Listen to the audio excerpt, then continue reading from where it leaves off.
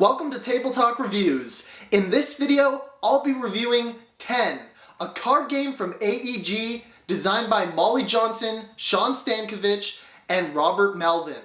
But first, let's take a look at how it's played. To set up the game, form the deck with all unmarked cards. If you're just playing with 2 players, that's all the cards you need. If you have 3 players, add the cards marked with 3 diamonds in the bottom corner. And if you're playing with 4 or 5 players, add the cards marked with 4 diamonds in the corner. Then shuffle all the cards together and form a draw deck in the middle of the table. Create piles of bust tokens and currency tokens on the center of the table and give each player 5 black currency tokens. Deal all players a random reference card, being sure to include the reference card with the start player symbol to determine who goes first. To begin your turn, reveal the top card of the deck. You then have the choice to end your turn and take rewards, or continue revealing cards. Let's take a look at the possible rewards a player can take on their turn. If you stopped here, you could take all number cards and add them to your piles for scoring, in which case all other players will receive 4 currency tokens. Or you yourself can select to take 4 currency tokens, discarding this card, and the remaining number cards are added to the market for purchase on future turns. If a player chooses to take number cards on their turn, they will get a buy phase where they can purchase 1 card from the market. The cost to purchase a card is the number on the card. This card costs 3, this card costs 7. You can pay for the card using your tokens or any unwanted cards you have. If you bust or choose to take currency on your turn, you do not get a buy phase. There are 2 ways you can bust on your turn. The first is having currency tokens exceeding 10. In this case, I have 11 currency tokens, I bust, and these cards go to the market. Or you can bust by exceeding a total value across the cards of 10.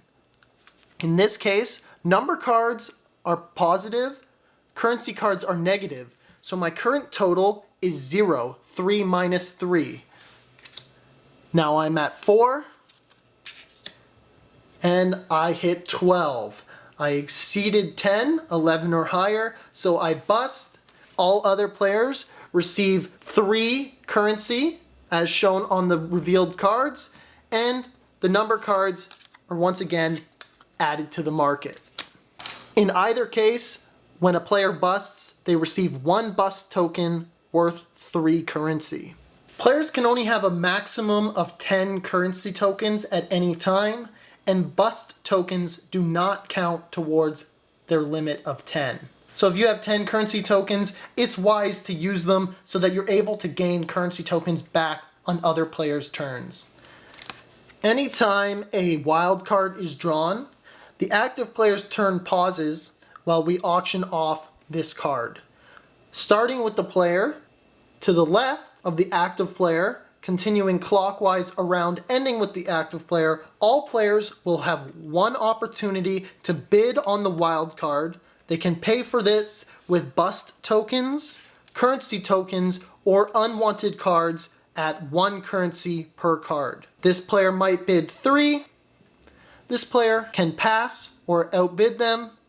In this case, I'll bid 4, and I take the wild card, and then I simply continue my turn as normal. There are various types of wild cards.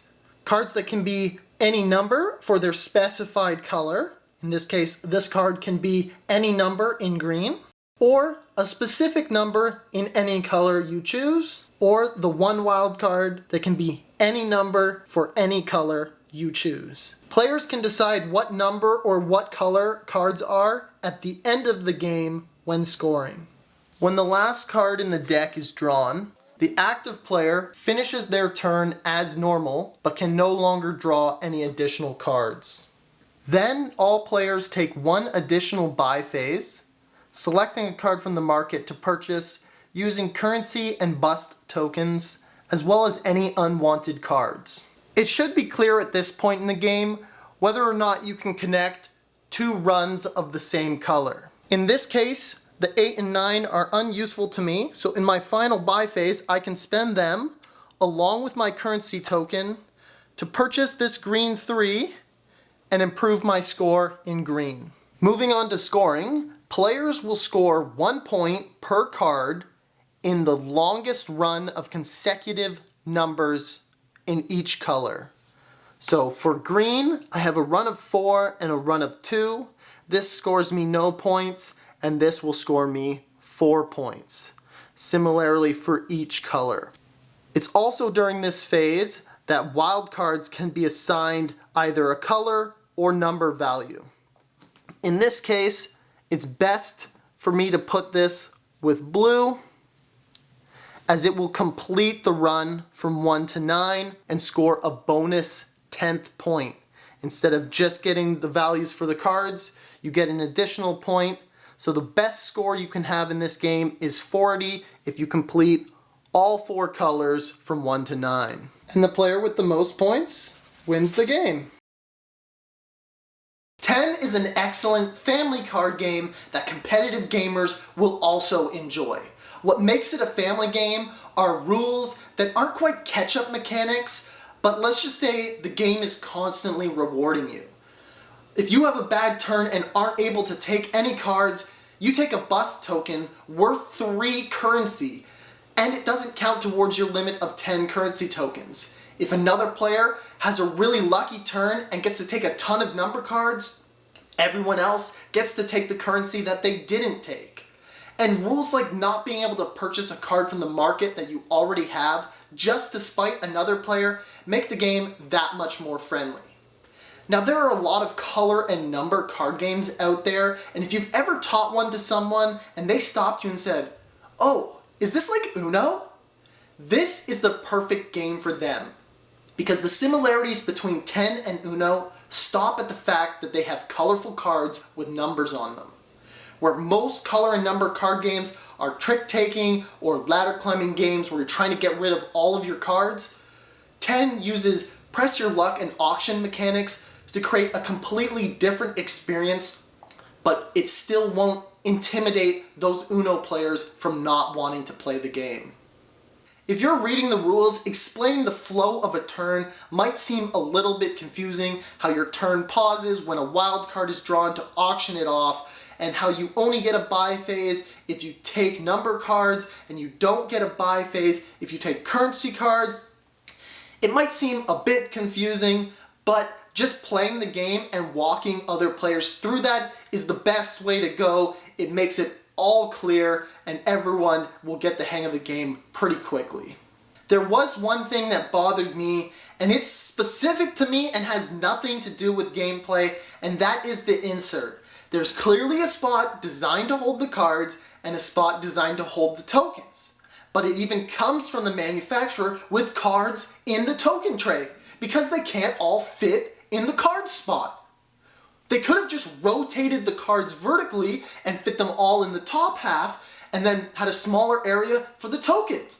It might not have been the best insert, but this was just a failed attempt at designing a good insert.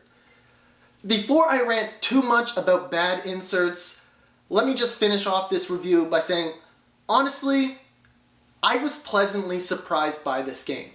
It's just called 10.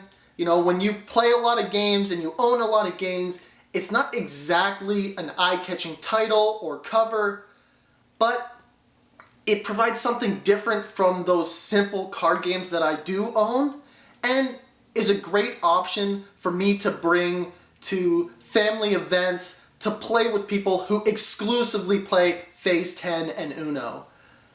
It's definitely a quality production aside from the insert. The cards, the box, the tokens, everything is high quality, and it's just a lighthearted, fun game, you know, goading other players into drawing just one more card that makes them bust, and then everyone at the table just kind of has a laugh. It's a great simple card game for that, and I recommend it for those reasons. If you found this how to play useful, or you just like the game, give this video a thumbs up. It's great feedback for my channel, and stay tuned for more board game videos coming soon.